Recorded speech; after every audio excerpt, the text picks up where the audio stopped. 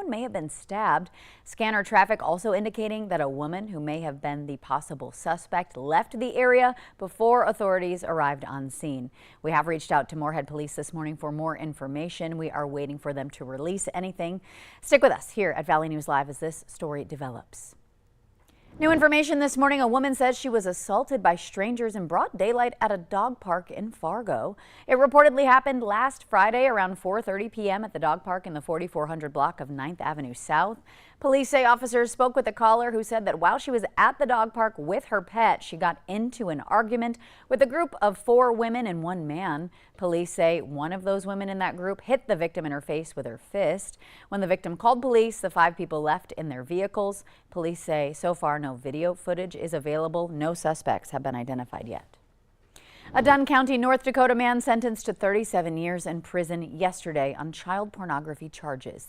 Jason Hutchinson was convicted on 3 counts of producing and 8 counts of attempting to produce images depicting the sexual exploitation of children. In 2023, a report was made to law enforcement that Hutchinson was placing hidden cameras in bathrooms on his properties in order to capture images of minors.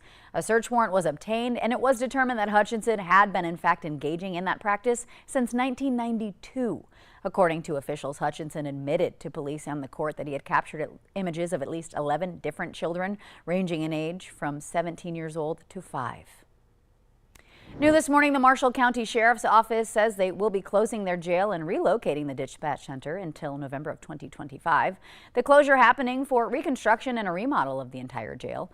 Officials say the Marshall County inmates will be held instead at the Pennington County Jail in Thief River Falls. Dispatch will be closed to the public at that time. You can read more about the closure on our website. Head to valleynewslive.com. 38-year-old Brendan Moore sentenced yesterday to 15 years in federal prison for his involvement in a large meth trafficking ring in North Dakota. This is tied to a September 2022 raid in Fargo's Hawthorne neighborhood. That's where several people were arrested. Court documents say the home was one of many in Fargo at the center of a months-long investigation into that meth distribution ring. A 24-year-old man has now been arrested in connection with a shooting last week in Fargo. Marquise Dempsey facing 5 felony charges now, including aiding and abetting attempted murder and 3 counts of aiding and abetting assault, as well as burglary. This happened last Wednesday near Ellen Hopkins Elementary. Police say multiple shots were exchanged during a dispute over the custody of a dog. Court documents say 2 people in a car, Dempsey and his father, fired shots at the home. Now his father, 45-year-old Tamoris Dempsey, was already arrested in the case, charged with attempted murder, assault, burglary, and being a felon in possession of a firearm. One local Fargo news outlet has now been swept up in a nationwide controversy with the Harris-Walz presidential campaign, accused of altering news headlines to make the campaign look better. The Valley Today's Tatum Miller joins us live now in studio to break down the situation with the details this morning. Hi, Tatum. Good morning. Good morning, Ashlyn. And yeah, this has turned into quite a messy situation. A headline attributed to WDAY radio reads, "Harris picks Tim Walz. 215,000 Minnesota families win." Nothing special, right? Well, this headline never actually existed. It's a mashup of these two you see here. Walz selected as Kamala Harris's VP pick, and Minnesota child tax credit benefits 215,000 families. Now, if you look again, you can see at the top there the disclaimer, sponsored and paid for by Harris for President, and by Google's ad rules, it's perfectly acceptable. The campaign can present or word the headline however they want on the Google search page, as long as they don't change it on the news outlet's actual website. But Steve Hallstrom, who is part of the management group that runs WDAY Radio, says this is completely unacceptable, and he is sending a message that this type of campaigning should not be tolerated. We want to stand up for everybody who does the work that we do, the work that you do, the work that we do at our place and everywhere else, so that political campaigns would stop a minute next time they think, maybe let's put a campaign ad together, let's use somebody's headlines. There's a way that you can do that is part of the game. And then there's a line that you cross when you imply or come right out and say, this station ran this headline. That's what they did to us. The New York Post has also reported on this, saying that other outlets subjected to this kind of campaigning includes Reuters, CBS News, and the Associated Press. For now, Hallstrom has reached out to the Harris campaign and to Google. Barring any progress on those fronts, WDAY Radio is considering legal action to stop this from happening again. Ashlyn? All right, thank you, Tatum, for the live update in studio this morning. Vice presidential candidates Tim Walz and J.D. Vance have now agreed to a debate officially. It's happening October 1st in New York. CBS News posting that debate invitation on social media yesterday, offering the candidates 4 potential dates. Vance also said he has accepted CNN's debate invitation for September 18th. No word yet from Walz officially. All right, 6:54 on our Friday. We're all wondering what the weekend is going to look like. We're sending things over to meteorologist Lisa Green for the details. Hi, Lisa.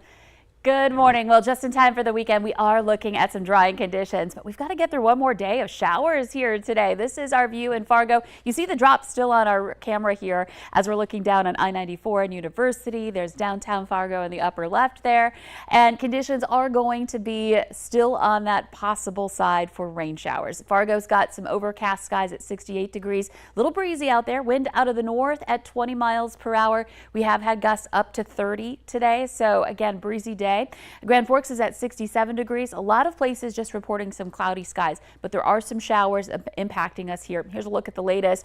Again, not widespread. The overall trend will be for this to taper off, but it's going to take some time as this low is just so slow to clear the valley. It's going to continue to sweep around some of these passing showers. So you see some in the north, some starting to affect the Grand Forks area, and then that other band that's been moving through to the south that's a little more substantial, moving through places like Sisseton, right along the North Dakota, South Dakota line, and back up into parts of Lakes Country. Right now, Fargo's in a break, but you see more rain to the north. So I want to have that umbrella on hand today. There's also a little bit of fog, mist mixed in with that rain, helping to reduce visibility. Grand Forks, our visibility is at 3 miles with the rain. Candu's at 2.5. Looking at visibility in the southern end of the valley, that's been a little lower in spots. In fact, over in Wadena, we're at less than a mile visibility right now. Wahpeton checking in at less than 2, and Elbow Lake is at 2 miles. In the Oaks area, we're at 2.5. So again, places where visibility is down a bit. Want to give yourself plenty of time to get to where you need to be today. And again, some of our students have started the school year already. So out at the bus stop this morning, they'll maybe want their umbrella as well. Definitely some rain boots with a lot of standing water out there. And then that potential for rain may continue even as they're getting home from school today. Temperatures will be in the upper 60s to some low 70s. Here's our weekend forecast, looking much better. Temperatures getting into the 80s on the drier side too. Though again, a reminder, there is the potential as this system moves on, we could see some wildfire smoke filter in. So we're going to be watching that closely heading into the weekend. Yeah, thank you. We will be mindful of that, but I'm looking forward to the warm up. Me too, and just kind of getting things dried out here after all of this rain. Yeah, absolutely. All right, thank you, Lisa. Well, taking a look back, the Romkey Park pool was built in 1958. But last fall, the city of Moorhead was awarded $5 million in federal funding to build a new one. So yesterday, we learned more about what the final product is going to look like. Joined by Senators Tina Smith and Amy Klobuchar, the city sharing all there is to look forward to, including a splash pad, a skate park, a sled hill, and pickleball courts. The city says this has been a long time coming and something they've been saving for. This pool is 66 years old. Some of the staff have had to create some of the parts to be able, because you can't buy them anymore. And so this is going to be something that is going to, reimagine that whole area of Moorhead. The new pool expected to open the summer of 2026. Romkey Park will have its last day today, along with a celebration. The downtown Fargo community now mourning the loss of Jeffrey Fonder, longtime bartender and general manager at Dempsey's Public House. Following a string of unfortunate events downtown, like that recent Pride Parade stabbing, local bartenders say they are remembering him as one of the positive characteristics of downtown Fargo. Some of those service members say there wasn't anything he wasn't able to do, even saving lives. I had a bout of multiple seizures at Dempsey's one time. I hit the floor and he actually got into his car, picked me up, took me to the hospital himself. Fonder's celebration of life is happening Monday, August 19th at the Sanctuary Event Center. A big reminder, Dempsey's will be closed that day for the service. There's also a GoFundMe set up for Fonder's family. You can find that attached to this story on valleynewslive.com. Now to an update on a story we brought you last month when an Iowa man stopped by Fargo on his quest to visit every pizza ranch across the country, more than 220 of them. Well, yesterday he was in Bismarck, Harvey, and Carrington, bringing his total up to 195. Today, though, he's finishing the North Dakota leg of his quest with stops in Cooperstown and Jamestown. Nothing Bundt Cakes is teaming up with breakfast snack Pop-Tarts for a new treat coming out. The frosted strawberry Pop-Tart flavor is only available in the small bundlet size, and it features strawberry cake baked with Pop-Tart pieces, topped with cream cheese frosting, and some small Pop-Tarts to bite on the top. This new dessert will be available starting next week at Nothing Bundt Cakes locations nationwide while supplies last.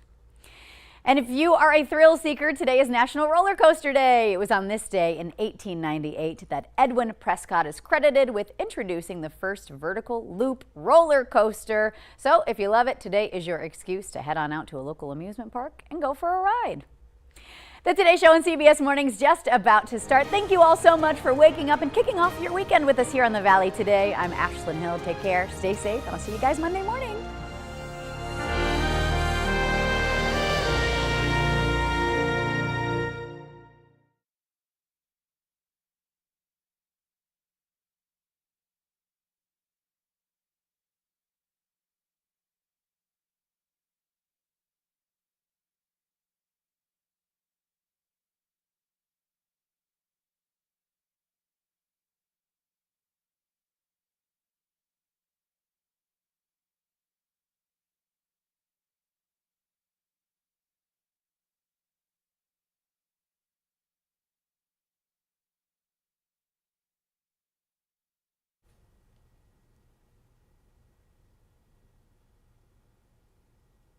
All right, awesome.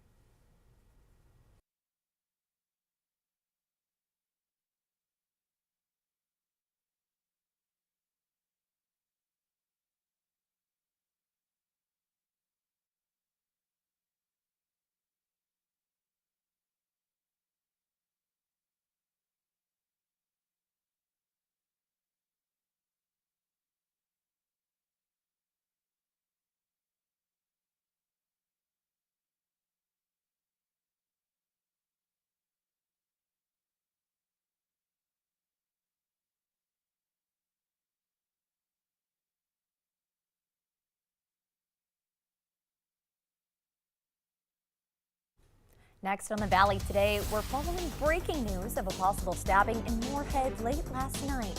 What we know so far. Plus, a local news outlet is accusing the Harris Waltz campaign of altering their news headlines. We'll explain.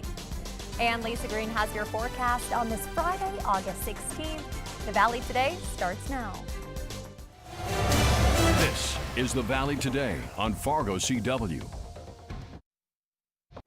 Thanks for joining us this morning on the Valley Today. I'm Tatum Miller. Well, we've got another cooler day on our hands before some warmer weather moves in just in time for the weekend. For the details, let's send things over to meteorologist Lisa Green. Good morning, Lisa. Good morning. Not just cooler, but still some rain out there too. For our morning drive, we've got conditions that are a bit soggy out there. We're starting to kind of quiet down in Fargo for the moment, but you can see some raindrops still hanging on to our camera there.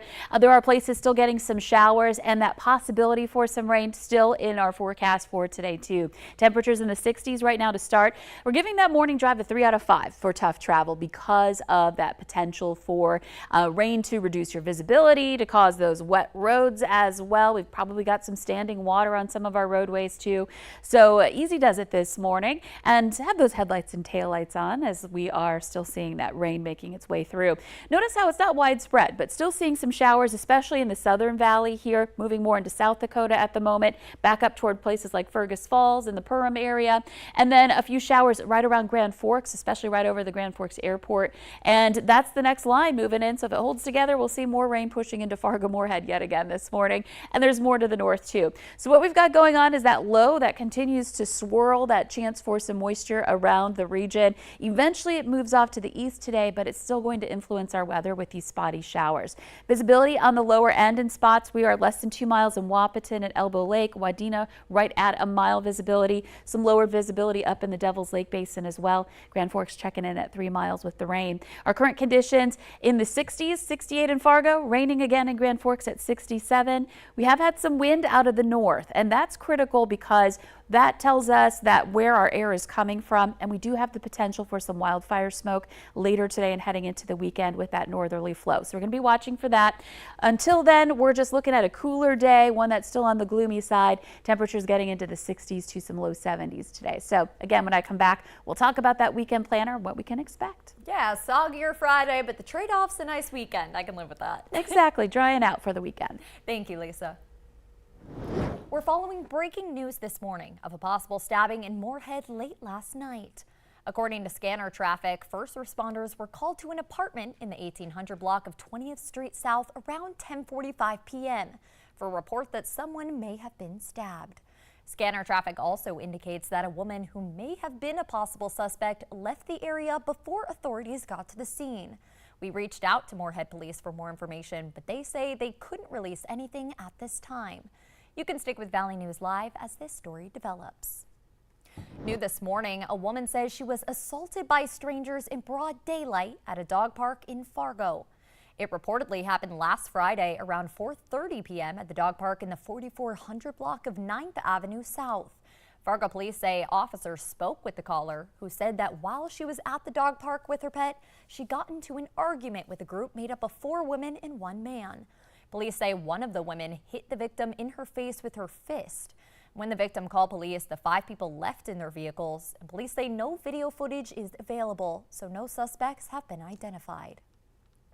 A Dunn County, North Dakota man was sentenced to 37 years in prison yesterday on child pornography charges. Jason Hutchinson was convicted on 3 counts of producing and 8 counts of attempting to produce images depicting the sexual exploitation of children. In 2023, a report was made to law enforcement that Hutchinson was placing hidden cameras in bathrooms on his properties to capture images of minors. A search warrant was obtained, and it was determined that Hutchinson had been engaging in this practice since 1992. According to officials, Hutchinson admitted to police and the court that he had captured images of at least 11 different minors, ranging from 17 years old to 5 years old. New this morning, the Marshall County Sheriff's Office says they will be closing their jail and relocating the dispatch center until November of 2025. The closure is due to the construction and remodel of the jail. Officials say the Marshall County inmates will be held at the Pennington County Jail in Thief River Falls, and dispatch will be closed to the public. You can read much more about this closure on our website, valleynewslive.com. Just click on this story. A local news outlet has been swept up in a nationwide controversy with the Harris Walz presidential campaign, accused of altering headlines to make the campaign look better. A headline attributed to WDAY radio reads, "Harris picks Tim Walz, 215,000 Minnesota families win." Now, this headline never actually existed. It's a mashup of 2 real headlines: Walz selected as Kamala Harris VP pick and Minnesota child tax credit benefits 215,000 families. Now, if you look closely, you can see a disclaimer there at the top, sponsored and paid for by Harris for President. And by Google's ad rules, it's acceptable. The campaign can represent the headline however they want on the Google search page, as long as they don't change it on the news outlet's actual website.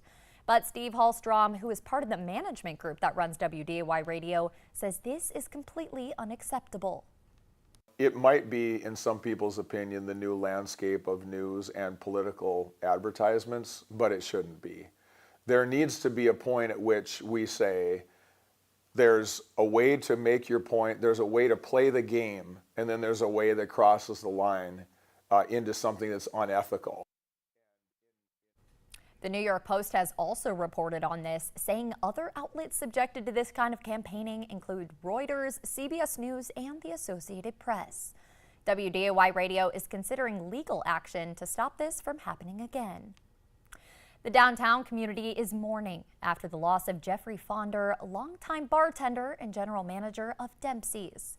Following a string of unfortunate events downtown, such as the recent Pride Parade stabbing this past weekend, local bartenders remember him as one of the positive characteristics downtown had to offer. Some of those bartenders say there wasn't anything he wasn't able to do, even saving lives. I had a bout of multiple seizures at Dempsey's one time. I hit the floor and he actually got into his car, picked me up, took me to the hospital himself. Fonder Celebration of Life is Monday, August 19th at the Sanctuary Event Center. Again, just as a reminder, the bar will be closed that day. And there's also a GoFundMe set up for his family, and you can find it attached to this story on valleynewslive.com. Well, added sugar in foods can put you at risk for health problems. We'll have some tips to help you curb those sweet cravings next.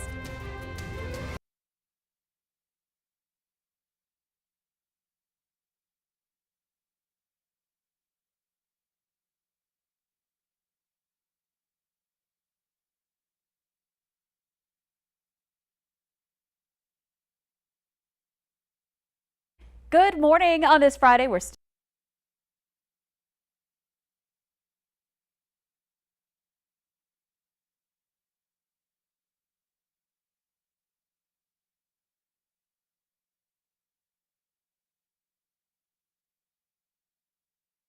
Good morning. Happy Friday. We've got still some gloomy conditions out there. Overcast skies, areas where we have passing showers today as this low that's been bringing us all of this rain still slow to move out, still influencing our weather. So we'll still see these patchy areas of rain, maybe even a little fog this morning greeting us. Afternoon hours, still watching out for some of these patchy areas of rain. And temperatures will be cooler to the east in the upper 60s, some 70s to the west. We start drying out this weekend, more sunshine on Sunday. We'll need to watch out for wildfire smoke later today.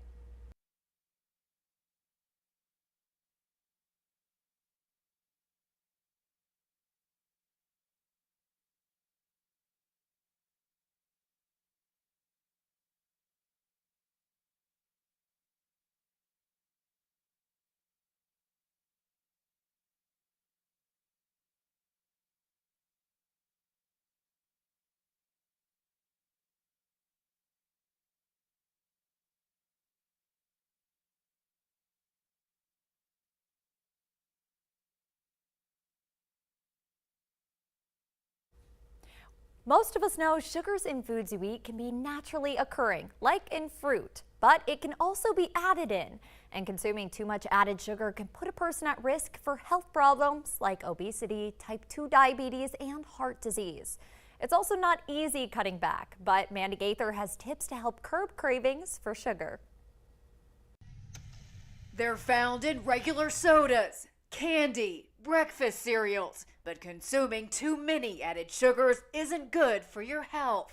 There's a reason why we consume it. We feel calm, we feel good, we feel energized. But once our blood sugar drops, we need more sugar to get us back to where we were. The American Heart Association recommends limiting added sugars to no more than 6% of daily calories. But since added sugar is in a lot of food, many may not even know how much they're consuming, says registered dietitian Kristen Kirkpatrick with Cleveland Clinic. So we're still training our taste buds that the sugar is there, it's satisfying us, even though we may not be intending to have actual sugar throughout the day. To curb sugar cravings, Kirkpatrick says to start the day with protein. It can fill you up, making snacking the rest of the day less likely. Next, look for ways to cut sugar. She says the easiest place to start is with what you drink. Sugary sodas, juices, they make up a huge proportion of where we're getting that added sugar content. Get good quality sleep. Kirkpatrick says we're more likely to have comfort food cravings when we're tired. And stay hydrated. Not drinking enough water can make you feel hungry even when you're not. Finally, remember, cutting back isn't easy. We need to give ourselves a break and recognize that sugar is probably the hardest behavior change to make. You're probably going to fall off the wagon. But the key here is to get back up. For Health Minute, I'm Mandy Gaither. Dr. Kirkpatrick says you can also help sugar cravings by making better choices. Choose foods that are sweet but also have nutrients like fruit or dark chocolate. Yum. But with the chocolate, be mindful of ingredients. Kirkpatrick says it should be made with at least 72% cacao powder. Coming up, Lisa Green has your full look at your Friday forecast next.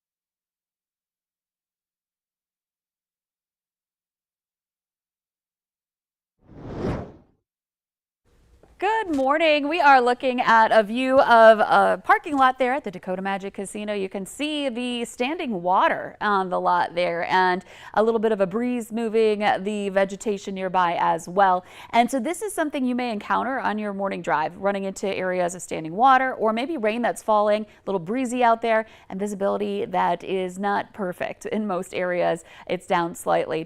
And then once this system moves on, we're watching out for some smoke coming up for this afternoon and into tonight as that northerly wind kicks in. So not perfect conditions here for any driving that you may be planning to do today. And speaking of that smoke, here's a look at our near surface smoke forecast. You can see that things are pretty quiet for us right now, but we're watching out to the west. As our northerly wind kicks in, we could see some of this smoke drift into the valley as the day goes on. The greater concentrations are looking more likely in central and western North Dakota, but still some of these plumes could drift in and move to the surface, creating reduced air quality in spots and for a time into the weekend as well. This is Saturday morning. You can see some of those kind of areas where the concentration, at least according to this particular model, a little bit lower, but still there. So this is something I want to give you a heads up about that may last into the weekend as our general weather is still coming in more out of that north or northwesterly direction. So that's the kind of bad news about clearing out. The good news is that we'll get to dry out once this system moves on, and you can see we're still tracking that rain down at the Dakota Magic Casino, right where my finger's pointing right there, and some showers back over toward Fergus Falls. We've seen a lot of this pushing south into northeastern South Dakota, so Sisseton area, and then some cells that have popped up north of Fargo into Grand Forks. We've been getting some passing rain and another line stretching back up toward places like Roseau and War Road here this morning. So still these spotty showers, nuisance kind of rain that you may have to navigate through as we work our way through the morning for the morning commute and even further into the day today. So here's the overall view on our radar with those rain showers passing through. A look at our temperatures. We're in the 60s, 68 degrees in Fargo, 67 in Grand Forks. A warm, muggy morning out there. Here's a look at our wind, still gusting into the 20s. We did have a gust as high as 30 miles per hour this morning. That's a possibility. In fact, down in Sisseton, I'm seeing now that we've got a gust of 32. And notice that wind direction, mainly out of the north or northwest. Now that that low is kicking eastward, we're getting that northwesterly or northerly flow around it. So that'll be the general direction our rain moves as well, is more north to south today. And then as we make our way through the morning into the afternoon, still some spotty showers possible. Temperatures will struggle to warm up yet again with the system still hanging around, clouding us up, bringing that northerly wind. And so temperatures are going to be more into the upper 60s to the east, trying to get into some low to mid 70s in eastern North Dakota this afternoon. And then moving on into this evening, I wouldn't rule out a spotty shower even around sunset tonight. There's still that possibility. That's going to be more likely to the east. And then moving on into the overnight hours, we finally quiet things down. We start to see some dry weather into Saturday morning. A few more clouds on Saturday with the system still kind of nearby. Plus, there is that possibility for some smoke to be nearby as well. Let's take a look at our rainfall potential. Basically, in addition to what we've already seen, which is a lot in some spots, we'll be checking in on those totals this morning coming up. But in addition to that, you can see some places don't see anything, others less than a ½ inch of rain in most spots. So again, a little more of a dose of rain coming our way today. And then this weekend, back into the 80s, some low to mid 80s. We'll just have to be factoring in the wildfire smoke potential. Beyond that, it's looking like a nice weekend. Oh yeah, big switch up from the rain, but I know a lot of our viewers have even been sending in pictures of double rainbows out in Minnesota. Yes, so it's been beautiful. We'll try to get some of those photos up for you here this morning so we can take in that silver lining, that bright side of the rain. There we go. Thank you, Lisa. Coming up, Vice President Harris pivots to policy. What we know about the Democrats' new cost of living plan as former President Trump explains his personal attacks.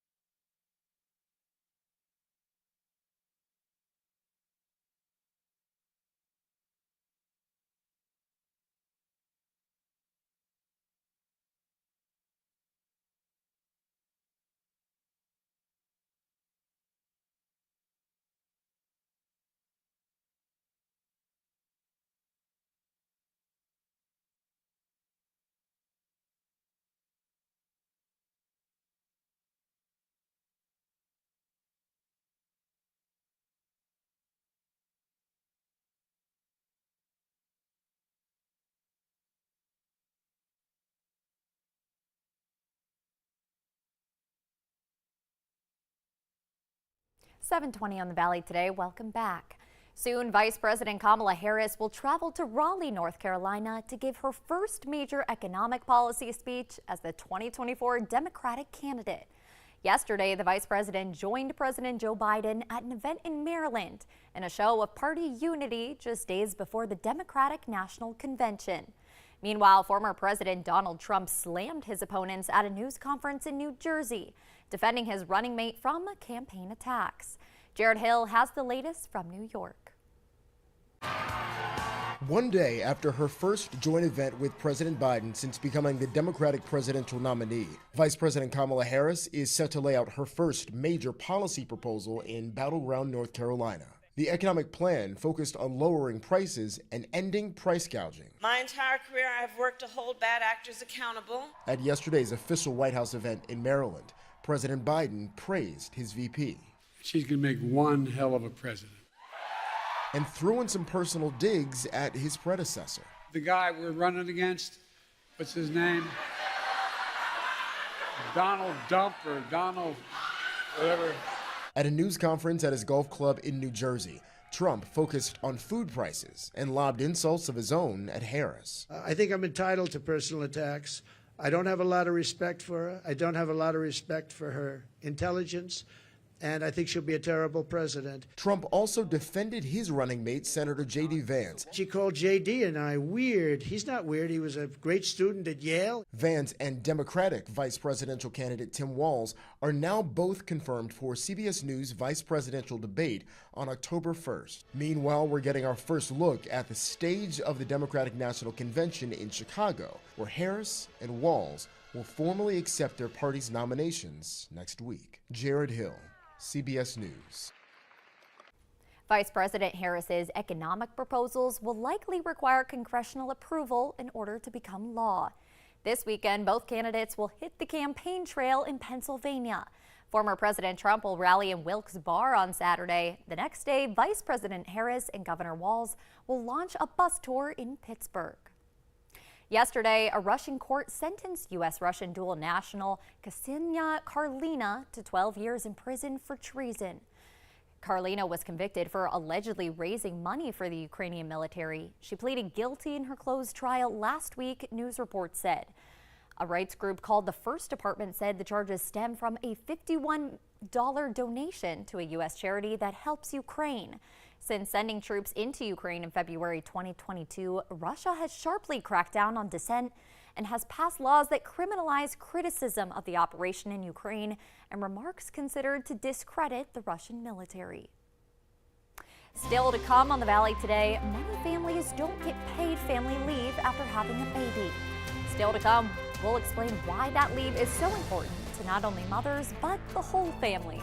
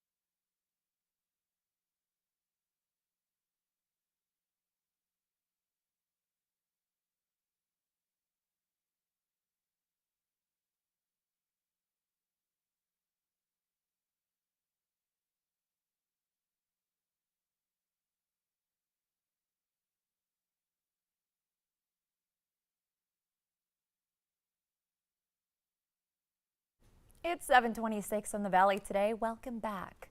We're following breaking news this morning of a possible stabbing in Moorhead late last night.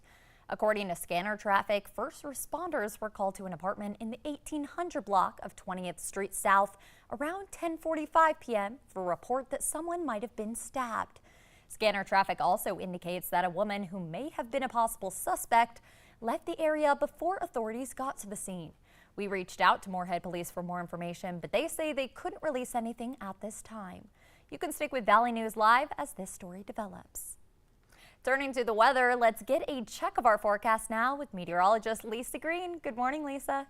Good morning. Today we are still tracking rain showers moving through the valley. You can see it's not as widespread as yesterday, but still some spotty showers making their way through kind of two main areas. One that's been moving through in the south, getting ready to exit the valley, but still affecting places like the Sisseton area, Roberts County, down by Lake Traverse there, and then back over into parts of Lakes Country, Fergus Falls, a few sprinkles around town there, and then a couple of cells moving their way southward as well. So Fargo's gotten into a break, but more is moving southward. Grand Forks, we've been seeing some rain in and around town, and then that stretches up toward the Lake of the Woods area. This is our view down at the Dakota Magic Casino. You can see vehicles with headlights on. Great to see traveling along I-29. Some road spray expected today with wet roads out there. Temperatures at 68 degrees in Fargo, 67 in Grand Forks with that rain being reported at the airport. Here's a look at our hour-by-hour planner for today in Fargo, and this is basically what we'll see throughout the valley. Moments where we're just cloudy, other times where we have a chance for some passing showers.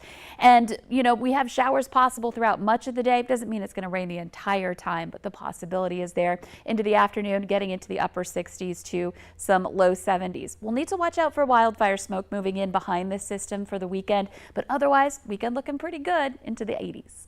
Oh yeah, I'm getting excited. Thank you, Lisa. More local news and weather is coming up right after this break on the Fargo CW.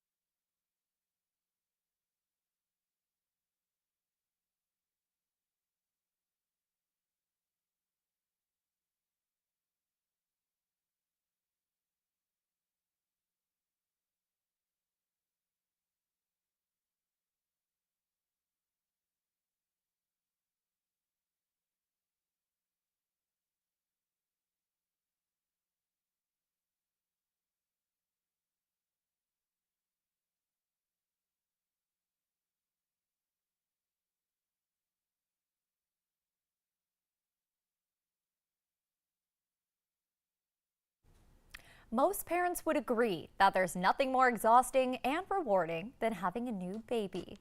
In the U.S., 70% of average wage workers do not get paid family leave. Susan Elizabeth Littlefield has more from Minneapolis on new data that proves why paid leave is important and not just for mothers. You got it. Good job. Dalton Hustle notices the little things because he's witnessed them firsthand. I was able to take 6 weeks for paternity leave. Dalton is a second-grade teacher in Hayward, Wisconsin. Lately, he's been spending his days Pelicans use their large web feet. teaching his daughter. He's not the only one who's grateful. Go get her, Mia. And one of the most important things in our relationship and dynamic was the confidence in Dalton watching her solo. I wanted to be able to go get groceries. I wanted to have a girls' day. I wanted to go back to work. Claire Hustle works in HR, so she personally and professionally understands the benefits of both parents having paid leave. Having the paternity leave and the family leave together is what just creates that strong unit. And now there's data to back that up, as the Harvard Business Review explains. Kate Mangino, a gender expert, co-authored the piece. For a long time, no one bothered to research father's brains around childbirth and childbearing. That's changed. And the research shows what Dalton is doing isn't just good for his heart, it's good for his head. No matter what your gender is, if you're a human being and you spend a lot of time with an infant, especially in the first 6 months, our brains adapt and change. We become more empathetic, we become more patient, we become more suitable to be parents. Are you setting up a dynamic too for life where the workload is more shared? There is data that comes from both male and female perspective that a more equal marriage is oftentimes a happier marriage. Kate says research shows the more dads give, There's no greater feeling than just seeing her smile. the more they get. Susan Elizabeth Littlefield, CBS News. The authors hope their research helps more decision makers push for parental leave policies. Well, we made it to Friday, and a lot of us are itching for the nice weekend weather ahead. For the details on what to expect, let's send things over to meteorologist Lisa Green. Good morning, Lisa. Good morning. Well, we are definitely hoping for some better weather. It's been so gray and gloomy, but yesterday we talked about the vibrant rainbows that we were seeing in Minnesota, and this is one of the photos that one of our viewers sent to us. And I love this one because you can see each individual color on the spectrum there. This is in the Plummer area, and Naomi sent us this photo. Just a great shot. We've got more on our gallery. You can head to our website to check it out and upload your own photos. You can do that right through the VNL Weather app as well. There's a submit button right at the bottom of your screen, making it nice and easy for you. So thank you so much for sharing that little bit of a bright spot on some rainy days lately.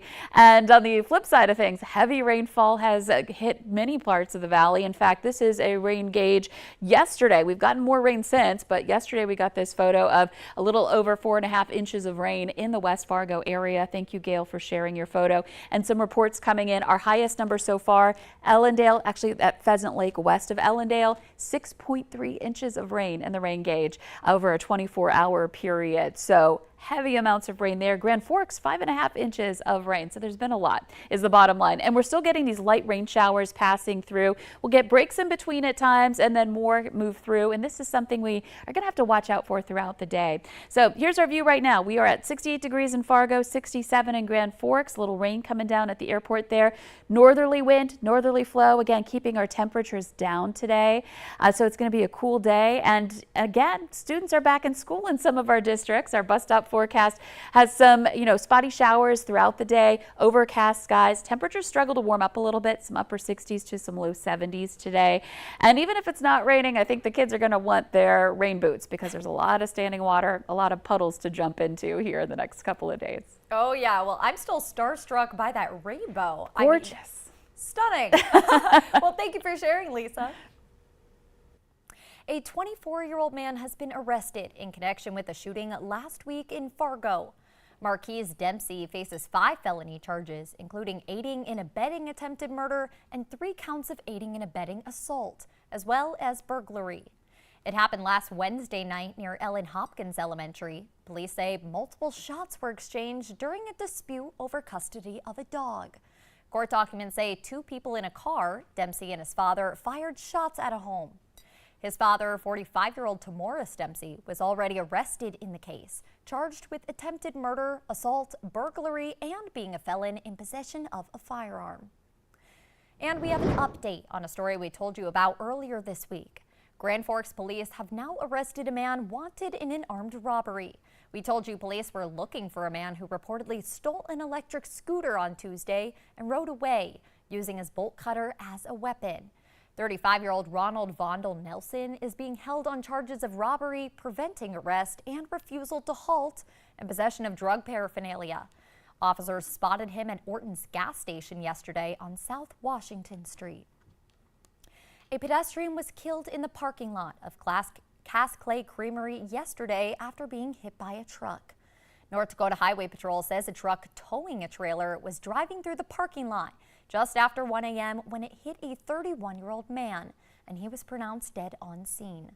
NDHP says the man killed was not an employee of Cass Clay Creamery, and the names of those involved are expected to be released sometime today. Help may soon be on the way for a troubled Fargo neighborhood. Human rights commissioners met yesterday to talk about concerns at the Arbors. They say it's a high crime area, most recently the site of the shooting death of Zion Brooks back in June. Fargo crime stats show more than 50 arrests per month there over the last year. And police say people living there are afraid to come forward due to fears of eviction, but some are trying to help. Commissioners referenced a Pay What You Can cafe that stops by every Tuesday. They sold out by 4:30 and they do over 200 meals, and majority of them are kids that come on their own to eat a meal. Commissioners plan to meet with health leaders and apartment management to see what steps they can take to serve that community. And we'll be sure to let you know what comes of that. At the Ann Carlson Center in Jamestown, video games are bringing people together in a way they didn't know was possible. Elizabeth Shores explains. In 2019, Henry Hobart and Onyx Scorno started the video game club at the Ann Carlson Center in Jamestown. Both boys loved playing video games before, but being able to make new friends while playing made them even better. They told me what their favorite part about Gaming Club is. Probably just like to hang out. Yeah. Getting to see each other? Yeah. I want. Gaming isn't always accessible to everyone. Some people might have trouble using a traditional controller. Assistive Technology Manager Marcy Sarkowski says that's why the center has invested in adaptive controllers like these. For this one, you move the jack to choose which button the controller acts as. Onyx can use these buttons around his head as well. So jump is over here, this one's to shoot, and this one's to pick up and throw weapons. Sarkowski says parents sometimes worry about their children's safety when playing video games since the online space isn't always known for being friendly. But she says they're able to use specific controls to protect the team members. Henry and Onyx say their favorite games to play are any of the Lego games, It Takes Two, Rocket League, Unraveled, and more.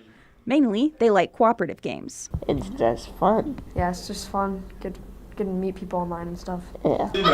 Sarkowski says Gaming Club is about more than just video games. She says it's a way for the members to practice socializing. I think the importance is the social aspect of it, and for our kids to be able to engage in an activity like any other kid, and be able to just have that platform to do it. The team put their skills to the test earlier this year when they competed in an esports competition at Fargo South High School.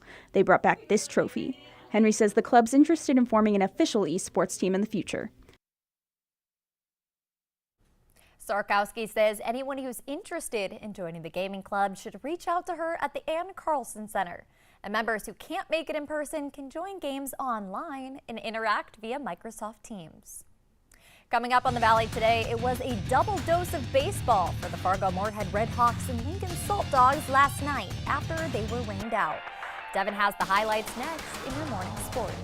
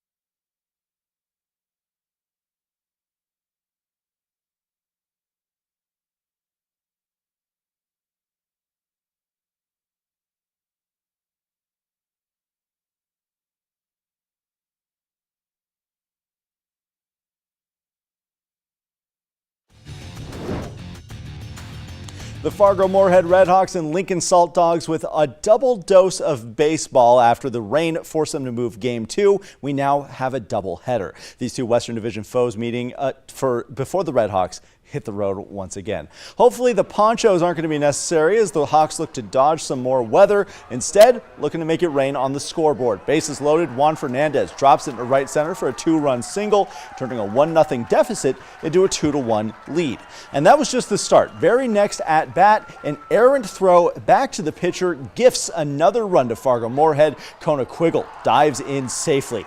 3-1 lead for the Red Hawks. Later in the frame, 2 on for Alec Oland. He's going to send this one right back where it came from. A liner back up the middle adds to the Red Hawk lead. Hawks tallying 5 runs in the second inning on their way to a 9-5 victory in Game 1. Fargo-Moorhead now heads to Chicago for their next series.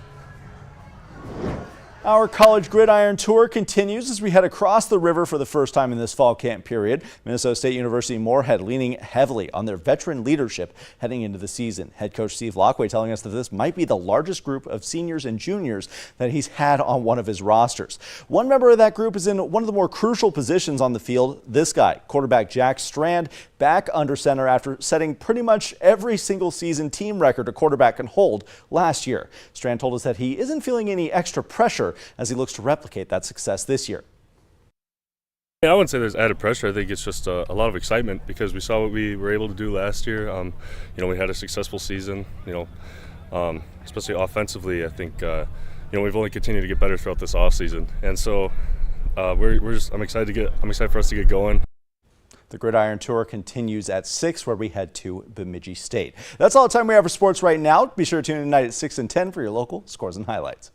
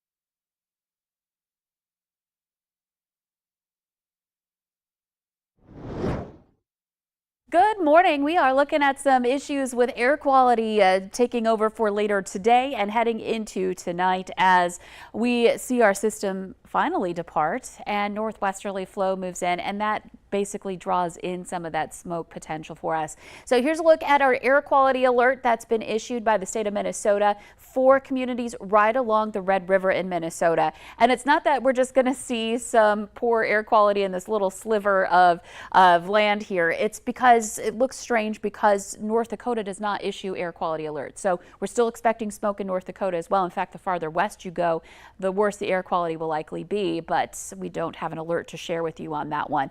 This is going to be in effect again from 3 p.m. today all the way through the weekend until 6, because we're watching out for that northerly flow to continue to influence our conditions. That highlighted area to the east around Duluth, that is a fog advisory, and we do have some fog out there this morning as well. Here's a look at our air quality index right now. So doing just fine in the valley, but you can see what's going on out west. We're already starting to see air quality drop in northwest and western parts of North Dakota into that red or unhealthy category there, and some more moderate air quality issues around Bismarck, and then farther east, we're still into a good air quality right now, but we'll be watching the reports of air quality, and in addition to that, of course, the smoke moving in for later today. Here's a look at the latest radar. We've got some rain showers dipping through, dropping into the valley. You can see Northern Valley and then Southern Valley, and then a break in between, and a lot of areas that are getting a break between the rain, but we'll still have to watch out for these passing light showers around Newfolden, up toward Roseau, War Road along Highway 11 there in northern Minnesota. Grand Forks, we've been seeing some passing showers. They're minor, but still nuisance again type of rain, and that's dropping south. So Fargo in a break right now, but we may see more move in. Here's a look at our temps. They are in the mid to upper 60s, 67 degrees right now in Fargo and in Grand Forks, and the wind out of the north. So we're already seeing that northerly turn. Now that low is passing to the east, we're getting that air rotating around it from the north. You can see some gusts into the 20s, even to 32 miles per hour in Sisseton. So wind coming in out of that direction, and that will be the general movement of any rain showers passing through, more north to south today.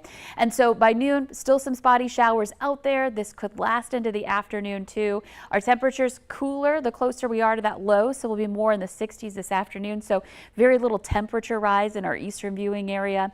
Those of us more west into eastern North Dakota are more likely to be into the low 70s for this afternoon for highs. But again, running a good 5-10 degrees cooler than average.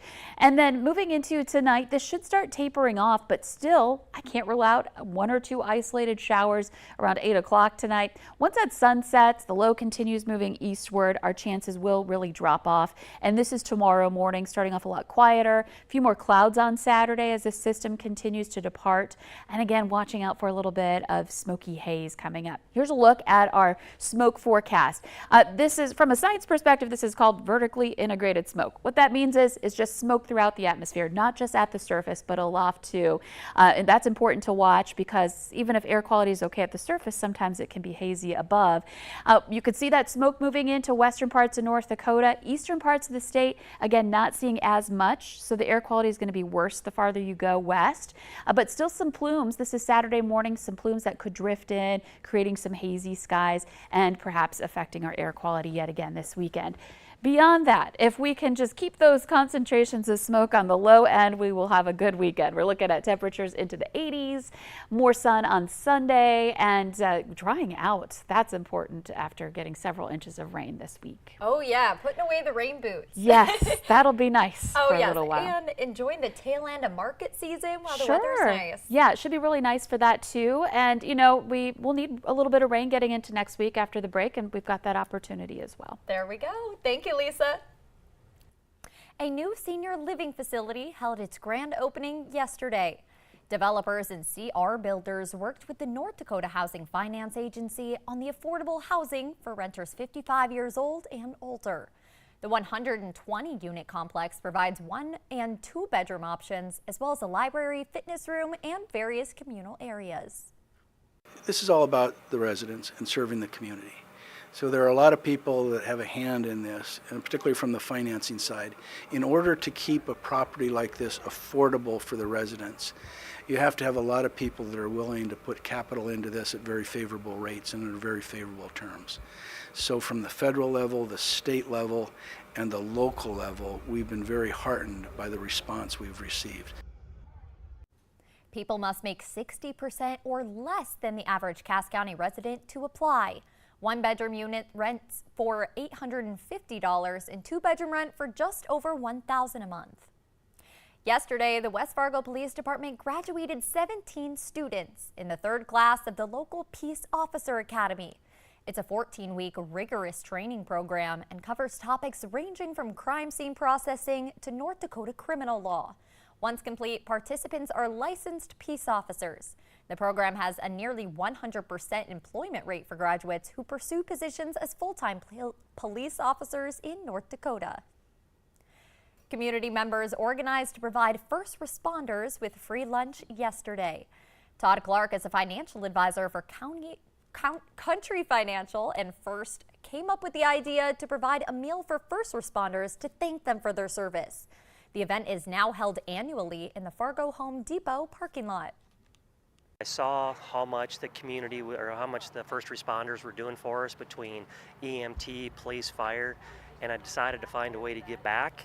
And I started this, and it has grown every year since. Events like this, they're never expected, but they're always appreciated. So good food, good friends, good camaraderie with our fellow public safety partners, and very much appreciated. Organizers say they hope to feed up to 500 first responders at next summer's event. A Minnesota trucking instructor is offering free commercial driving license training classes for people experiencing homelessness. It's an effort to help them land a job and find a way off the streets. Instructor Tom Gilliam says for some of his previous students, getting a CDL changed their lives and gave them a new path in life. Now those interested must have a reference from a homeless shelter or a counselor. As long as you have a CDL in your pocket, you can always find a job. And that's career changing, that's life changing for a lot of people. Some of my previous students, when they got the CDL, they were so ecstatic that, oh my gosh, I got a CDL. And it changed their lives, literally. So they've got a new course in life. Those CDL training courses are offered in Rochester and Eagan, Minnesota, as well as Onalaska, Wisconsin. If you're planning an end of summer or early fall trip up the North Shore, you may or may not notice a small ghost town near Lutsen called Taconite Harbor. John Lauritsen introduces us to the site and those trying to preserve its memory. This was Main Street, yeah. If you've never heard of the town Taconite Harbor, it might be because it doesn't exist anymore. This was all mowed lawns, and this was all where all the folks lived. But from the mid-50s to the mid-80s, the community thrived. There were about 20 homes, along with a town hall, fire hall, and even a school with sports teams. Where I'm standing is the middle of the old Taconite Harbor rec area. This spot would have been the center of town. We could almost shoot hoops right now, couldn't we, Skip? We could, yeah. Skip Lamb was once a Little League coach in Taconite Harbor. Now he's a historian for a time that was. The town's history goes like this. A breakwall was built around 2 nearby islands on Lake Superior to protect boats picking up iron ore. Then they needed a town for the people to live in that were going to run it, and they had to build them houses because there wasn't any housing here. So they built the entire city. Many residents worked at the loading dock, and during the boom, they shipped taconite pellets to the East Coast. 10 million tons of taconite a year came from the town. Then came the bust. In the early 80s, the industry hit an all-time low, forcing families to leave and find work elsewhere. So this is part of the Iron Range saga, where towns get abandoned, moved out, homes get moved. Indeed, after the residents left, a real estate developer bought many of the houses, moved them, and sold them off one by one. They were gone by the early 90s. A decade later, the dock was also abandoned. We feel very committed to making sure that we continue telling the rest of the story about Taconite Harbor. Steve Shug is president of the Cross River Heritage Center. This summer, they have an exhibit celebrating the abandoned harbor town. We have Taconite Harbor reunions periodically here at the Heritage Center, and a lot of people come for that. The exhibit looks at the highlights and lowlights of the community's history. For instance, at one point, taconite dust would turn a lot of things red. That included fresh laundry hanging from clotheslines. I had a laundromat. I had to have 3 machines just to wash red clothes. But for people who once lived and prospered here, the good memories far outweigh the bad. It's important that people understand that it was a viable community, it was a town. It was a fun place to live, and it was a fun place for these kids to grow up. In Cook County,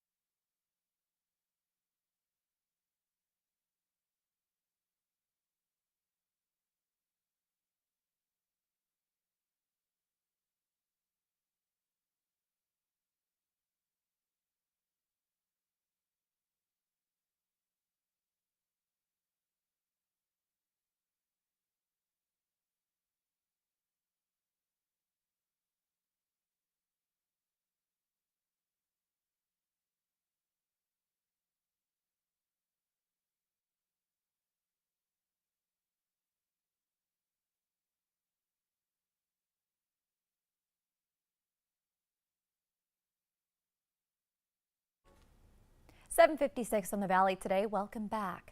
We're following breaking news this morning of a possible stabbing in Moorhead late last night. According to scanner traffic, first responders were called to an apartment in the 1800 block of 20th Street South around 10:45 p.m. There was a report that someone may have been stabbed. Scanner traffic also indicates that a woman who might have been a possible suspect left the area before authorities got to the scene. We reached out to Moorhead Police for more information, but they said they couldn't release anything at this time. You could stick with Valley News Live as this story develops. Lisa Green will have a last check of our forecast right after this short break. Stick around.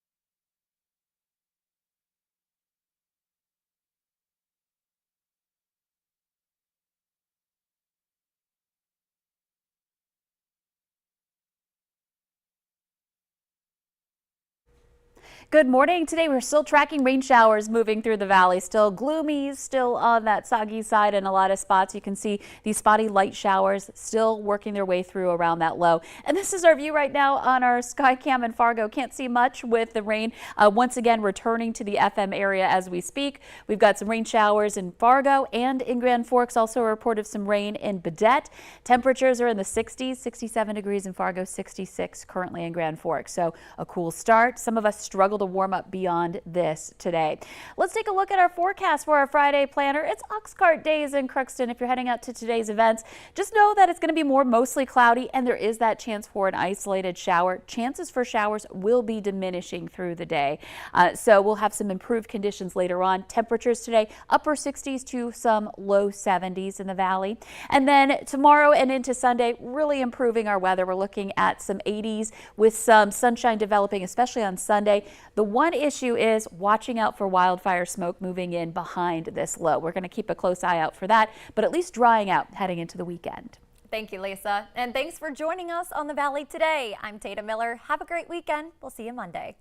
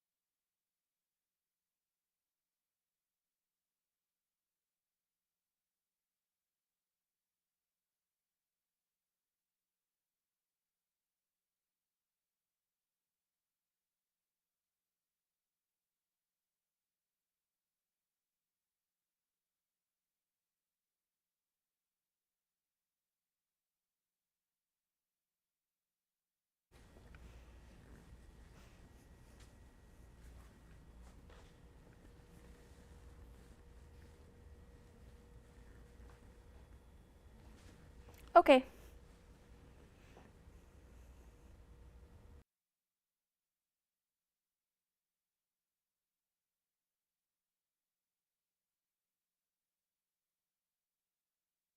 Good morning and happy Friday. It's still looking a bit gloomy out there. We've got some showers making their way through the valley. They will continue to be a factor for us today.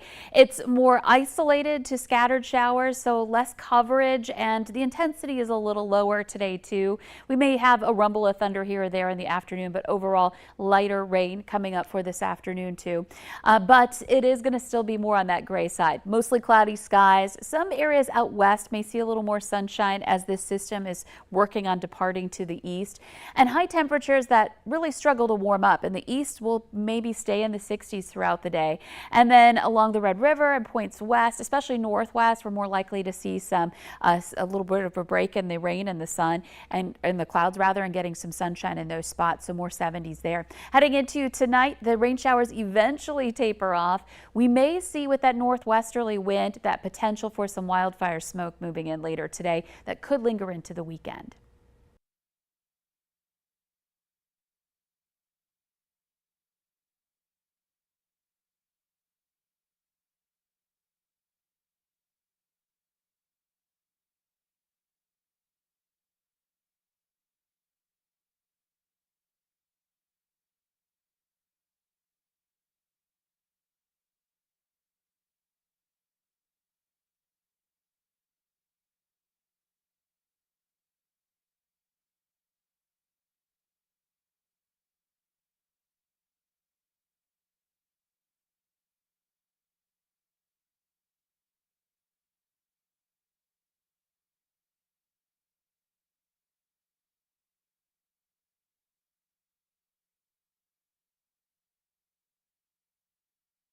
Good morning. Today we are watching out for rain showers continuing in the valley. They will last through much of the day. The overall trend will be for them to taper off, especially ending from west to east. But we're still dealing with that rain, and that'll be a possibility even into the evening drive for tonight. Temperatures 60s, upper 60s to the east, more likely to see 70 the farther west you go, as we see more breaks in the clouds and less rain in some of those locations. But as you see on our forecast model here, that we still have the potential for some isolated showers even into your Friday evening. So be prepared for that. As we make our way into the late night hours tonight, expect to see some quieting conditions, and by tomorrow morning, still some clouds hanging around, but the rain will be done. The one issue to watch for is with that wind turning northerly, the potential for some smoke is there heading into later second half of the day today and continuing on into the weekend. So we'll be watching for some smoky haze. Temperatures, though, rising back into the 80s and drying out.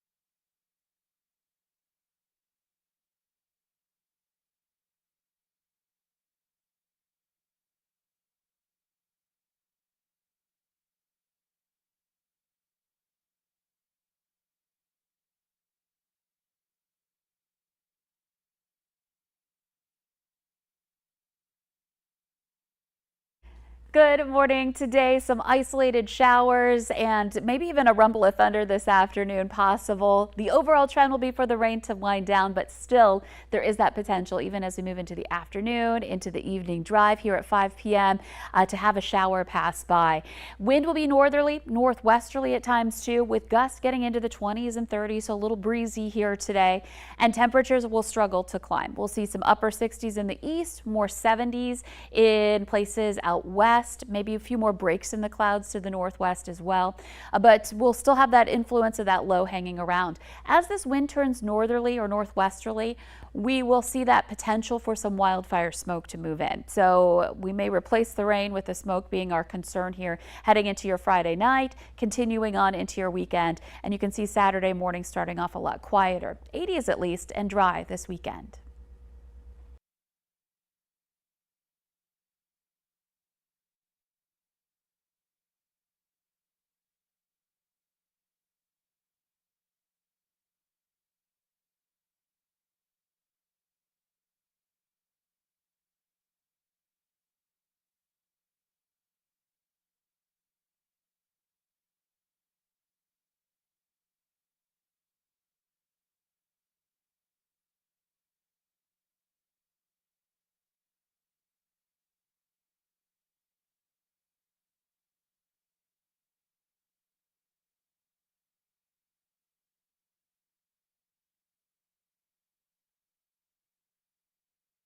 Good morning. Today we are watching out for more rain showers on this Friday. They'll be tapering off gradually, but still the potential is there even into the second half of the day, into the afternoon. We could still see some passing showers. Pretty light, more nuisance kind of stuff. Temperatures remaining cool into the upper 60s to the east, some low to mid 70s toward the north and west. Tomorrow, warming up, drying out, but we'll have to watch out for some wildfire smoke as early as later today and into the weekend. Highs in the 80s Saturday and Sunday.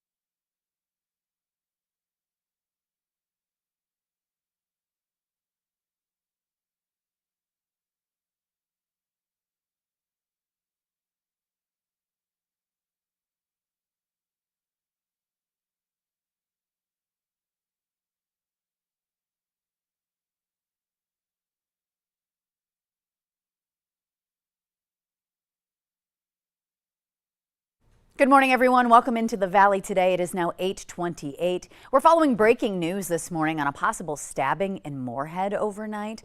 According to Scanner Traffic, first responders were called to an apartment in the 800 block of 20th Street South. It was around 10:45 last night for a report that someone may have been stabbed. Scanner Traffic also indicating that a woman who may have been a possible suspect left the area before authorities got to the scene. We've reached out to Moorhead Police for more information. We are still awaiting for a response from them.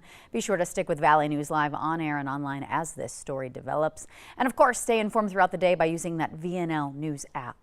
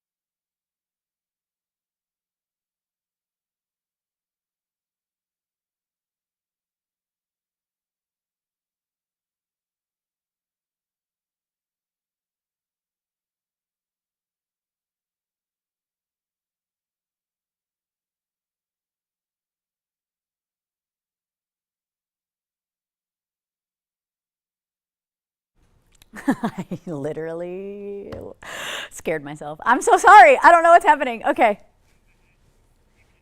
Oh my goodness gracious. Pray for me, everybody.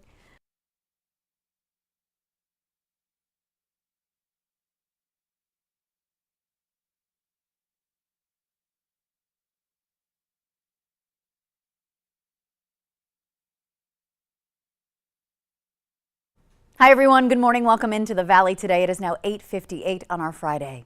New this morning, a woman says she was assaulted by strangers in broad daylight at a dog park in Fargo.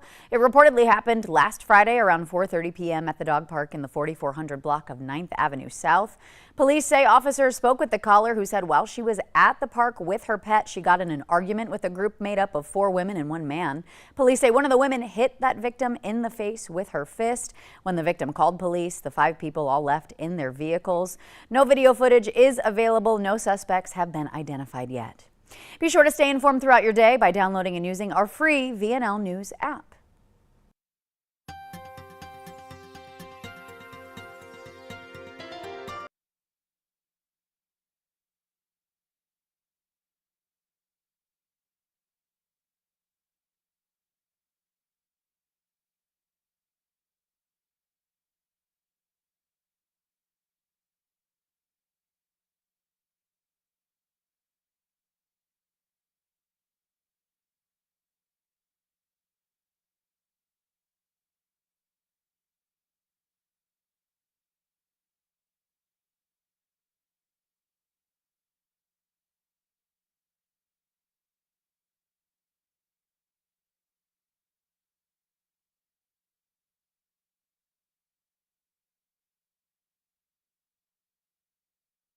Hi again. Good morning. Welcome on into the Valley today.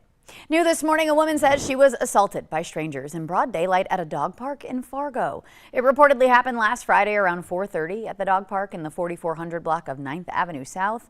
Police say officers spoke with a caller who said she was at the dog park with her pet when she got in an argument with a group made up of 4 women and 1 man. Police say one of those women hit the victim in her face with her fist. When the victim called police, the 5 people all left in their vehicles. They say no video footage is available and no suspects have been identified. New this morning, the Marshall County Sheriff's Office says they are closing their jail to relocate to Dispatch Center until November of 2025. The closure is happening due to construction and a remodel of the jail.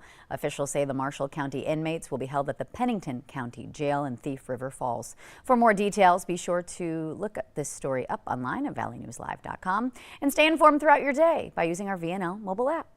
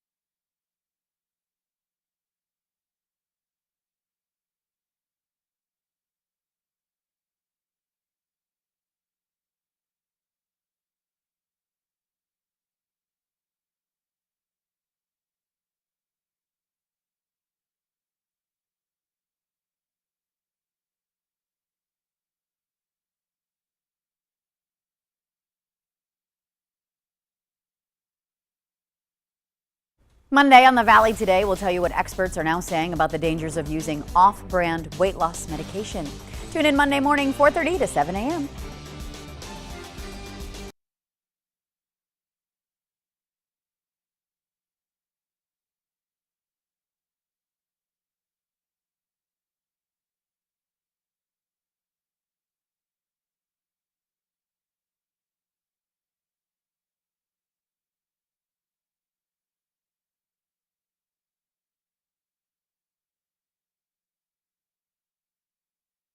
The use of weight loss medication has grown in recent years. Monday morning on the Valley Today, we'll tell you what experts are now saying about the dangers of using an off-brand medication.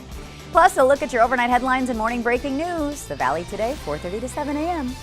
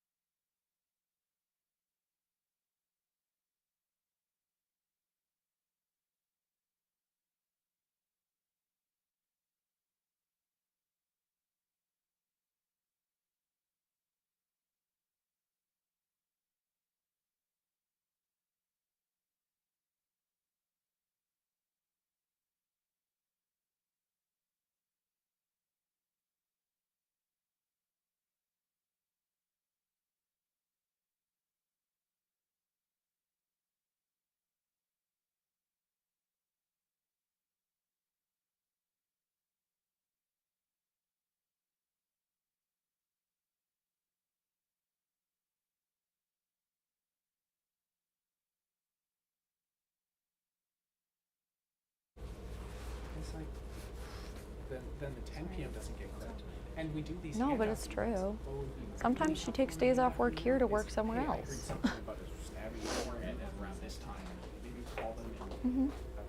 She called me and said we're at that golf tournament not one time. So she said she was making more money doing that. Are you serious?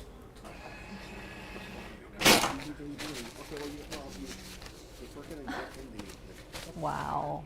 That's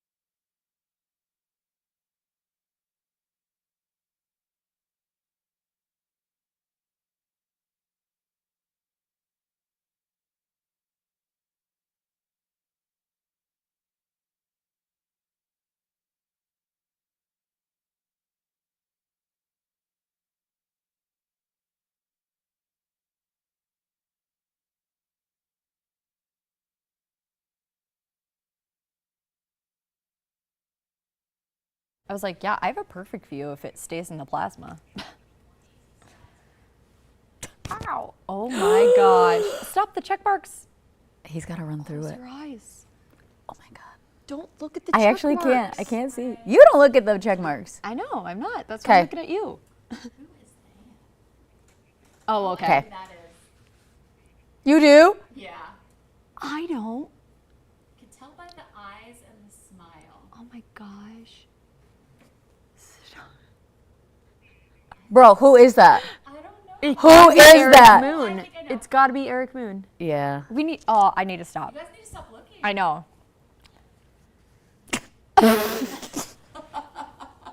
We're like surrounded by it.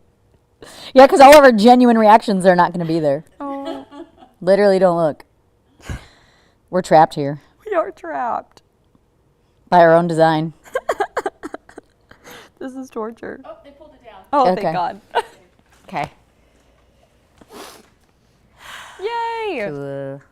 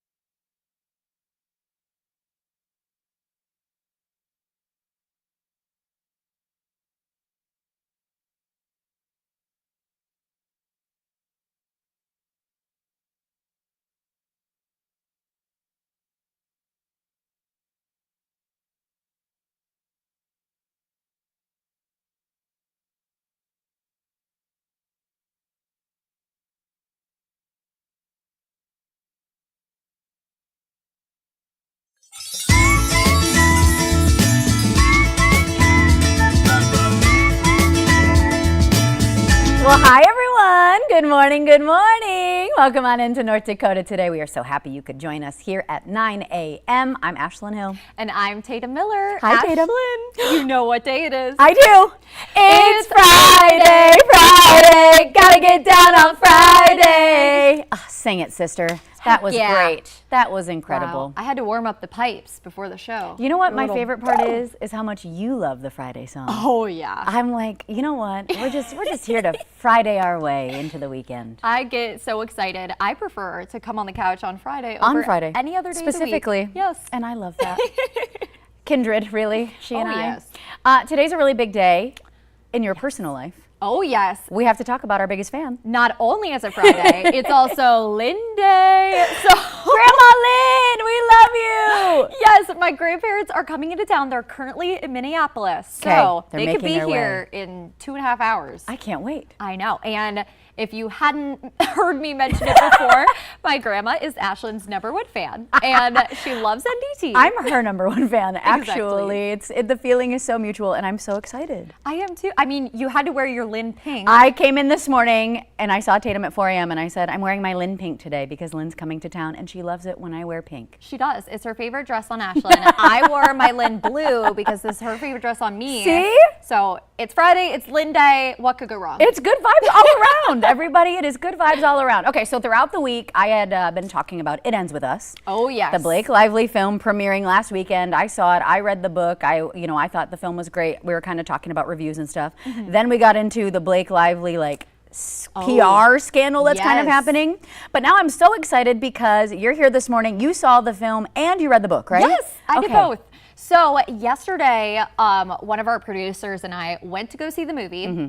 First of all, I sobbed like a baby. See, I thought it was a good film too. Okay. Oh, it was so good. It really struck me, and she had to hug me and comfort me outside the theater because I couldn't stop crying. But we wanted to talk about kind of some of the differences without spoiling the movie. No spoilers. Because if you haven't read the book, you can very much understand the film. It's not one of those things where you have to read it to know what's going on. No. Honestly, it might even be better to not have read the book and to just see the film, because then you don't think of things that are missing or that are different, because the film itself, I think, just tells the story good enough. I agree. Mm-hmm. And I know one of the biggest differences that everybody was concerned about at first was the age differences. Yeah.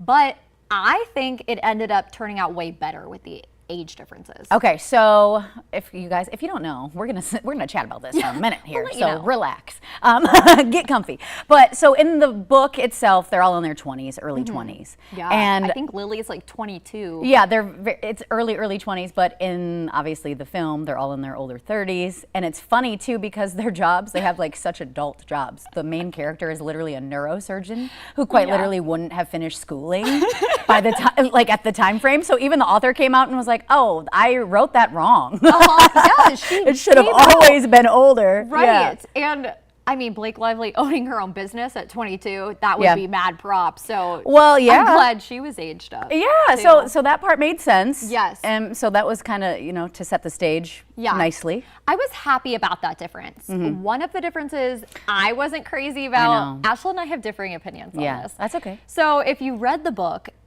this isn't a spoiler, but she mentions Ellen DeGeneres a lot in the book. In the book. She's a big fan of the Ellen show. Yeah. So the younger version of the main character always writes to Ellen, and she's just a big fan, but it wasn't even mentioned in the movie. Yeah, it's kind of glossed over, but I was not mad about that at all, because first of all, how unhinged is that?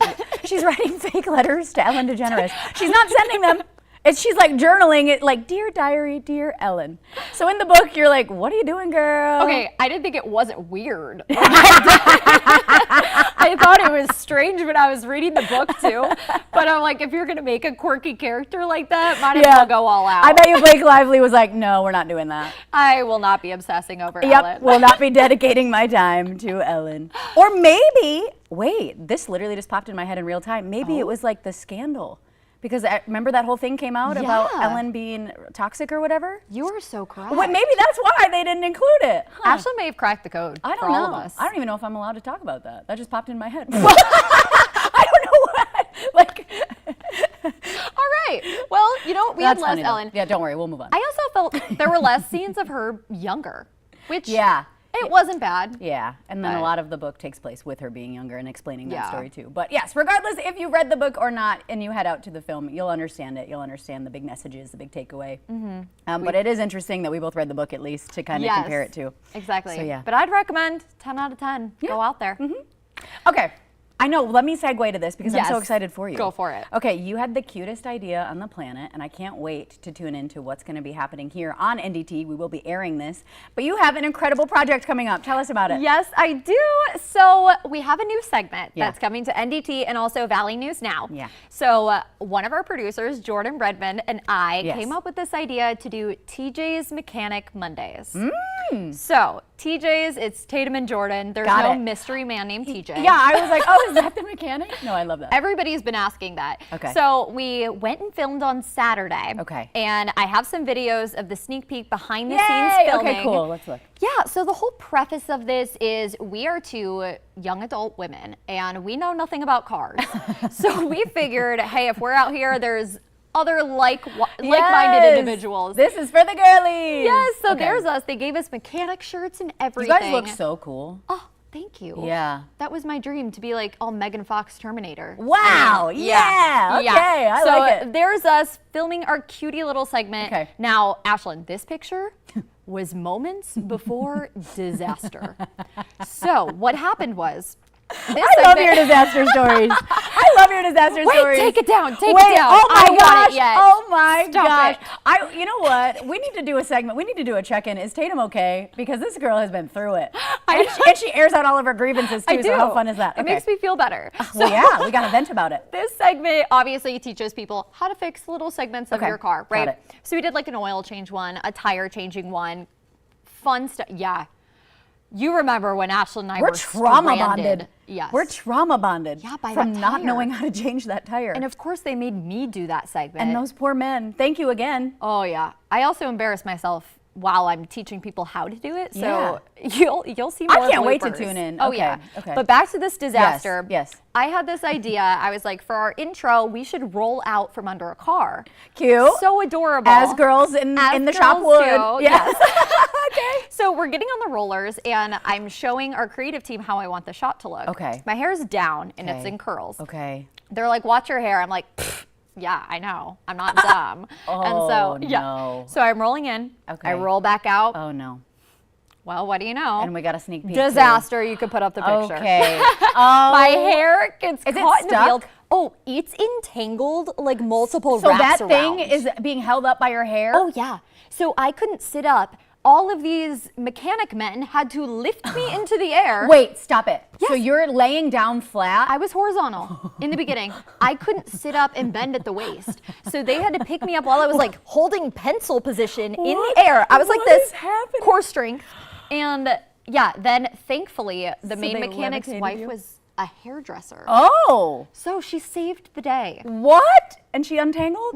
Shout out to Kevin's wife. She Okay. is a real one. First of all, that photograph was gold. Yeah. That should be framed somewhere. Oh, yeah. That could be an ad for that shop. Pure panic in my eyes. No, it looks kind of fun. You're lucky because I could have been on this couch half bald. That's what I thought my future was going to look like. Like the Angelica doll from Rugrats. Yes. Literally. She's got like spikes out and half of her hair is missing. That was going to be you. I can't believe your hair is stuck that bad that it's like being held up. Oh, like yeah. it was like pulling your hair. You couldn't separate me.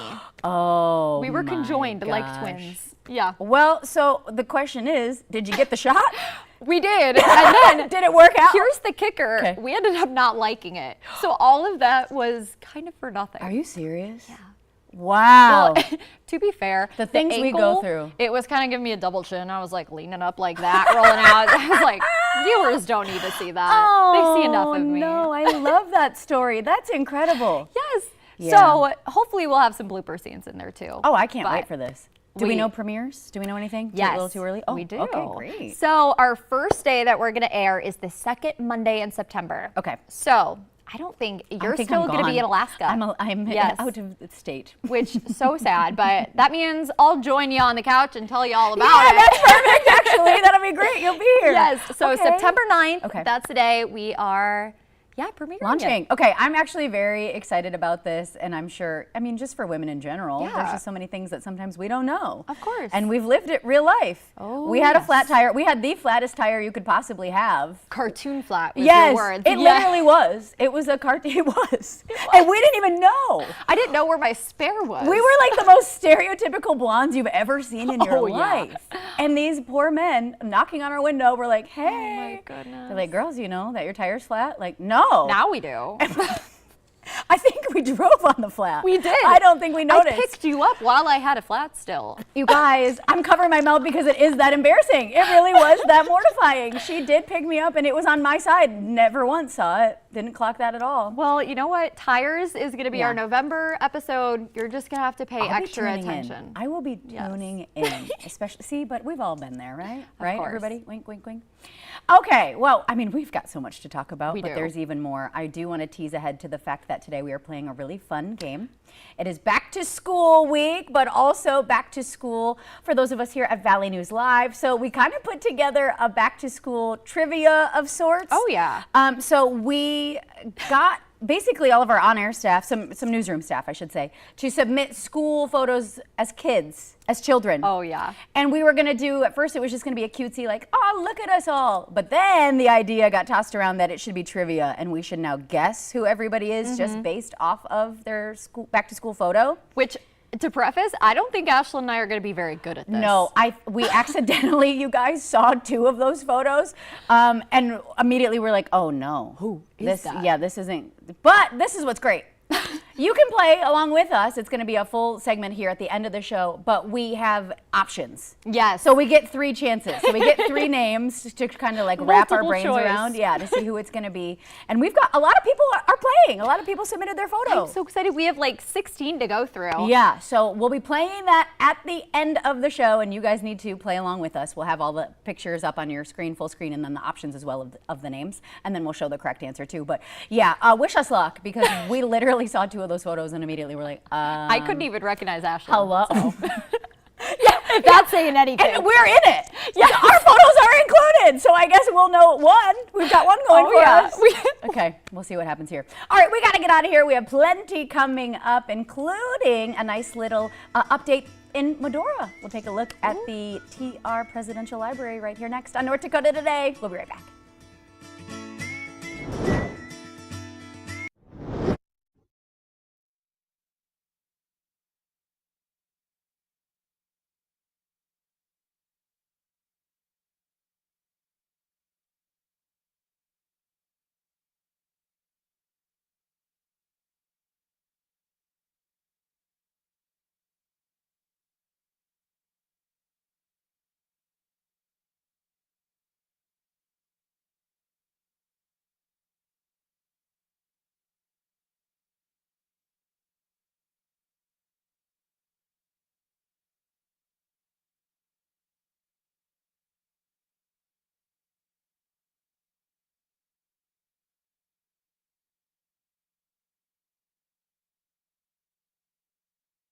I have a Zoom.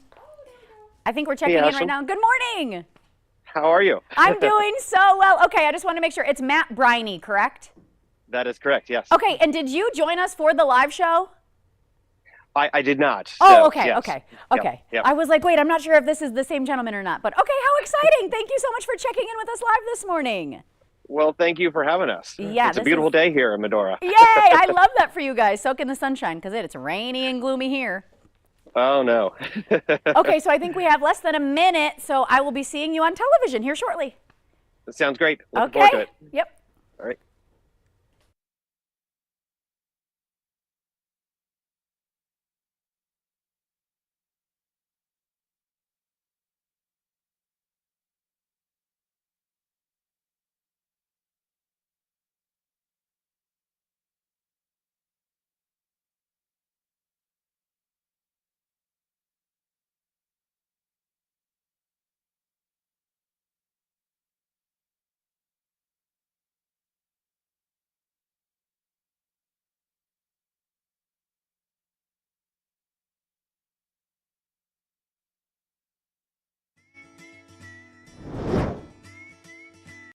Good morning, everyone. Welcome on into North Dakota today. Well, a new landmark is being added to the plains in Medora, the Theodore Roosevelt Presidential Library.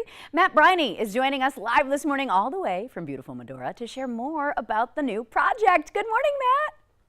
Good morning, Ashlyn. It's a wonderful day here in Medora. I've got a very active construction site here for the future home of the Theodore Roosevelt Presidential Library. I love it. It looks so nice out. I miss Medora already. We have been following along with the construction, but of course it's always exciting to get the updates. So tell us all about the library. Yeah, so progress is moving really quickly this summer. And as you can see behind me, we've got about half of the exostructure completed, and we hope to have the building the exterior of the building complete by this November. So we're very excited about the progress. We've got great partners, J.E. Dunn and JLG Architects and Snøhetta that have helped us get this far. And we're very excited about the opportunity to be opening to the public in July 4th, 2026. Yeah, that's going to be a really big summer, as it is usually. It's always a big summer in Medora. So, okay, let's talk about the architecture and just really how the building is going to look. Yeah, so you could kind of notice the curved roof behind me, and this is the building is really going to blend into the landscape. We're built up here on the butte. Those that are familiar with the where the Medora Musical is, the parking lot. If you just kind of continue down, that's the site, and you can overlook the Badlands. And there's going to be a 1.3-mile walking trail around the site. It's going to be, we're really going to encourage people to get out into nature just as Theodore Roosevelt did. I love that. We're going through some composites as well right now. But that area is stunning, and I love that it's kind of like a one-stop shop. You've got Pitchfork, you've got the musical, and now we're going to have the library. That's really just going to be a stunning thing to overlook. Yeah, we really hope that people spend a whole weekend or a whole week in Medora. I think there's so much to do around us.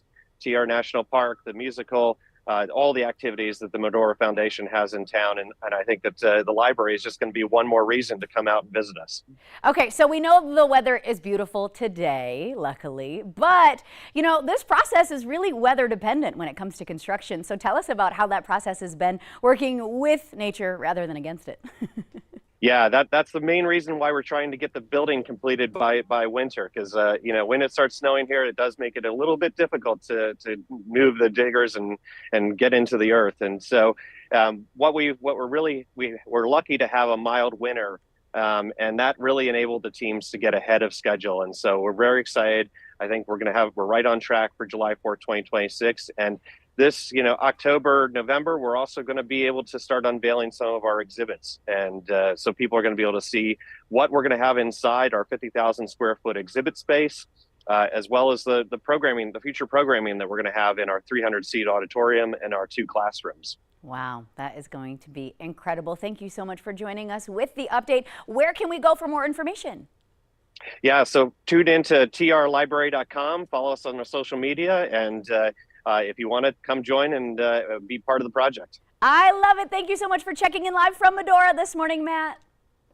Thank you, Ashlyn. Yeah, wonderful to have you. And we'll, of course, continue to check in, too. All right, everybody at home, stick around. Plenty more coming up right here on North Dakota Today.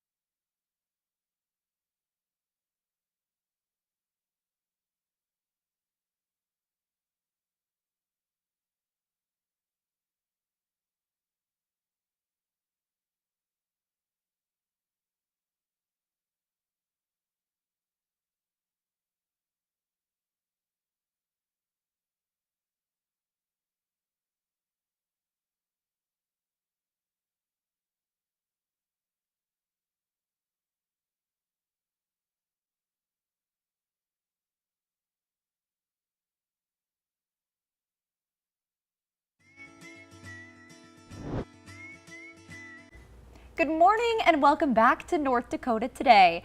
Well, we're back here, but back to school is also happening quite soon, and it could be a difficult time for families as cost of basic needs increase. One local organization is here to help. YouthWorks is hosting their annual We've Got You Covered event. And Community Liaison Anna Frizzell is here joining us on the North Dakota Today couch to tell us all about it. Good morning, Anna. Good morning. Thank you so much for joining us. And I kind of just want to jump right into it and hear all about the event. Oh, great. Well, it's happening on the 22nd at Dakota High School, which is on 9th Avenue and University in Fargo. And the event goes from 5 o'clock till 8 o'clock on the evening of the 22nd. The 21st, we're going to spend the whole day setting up, getting this event ready.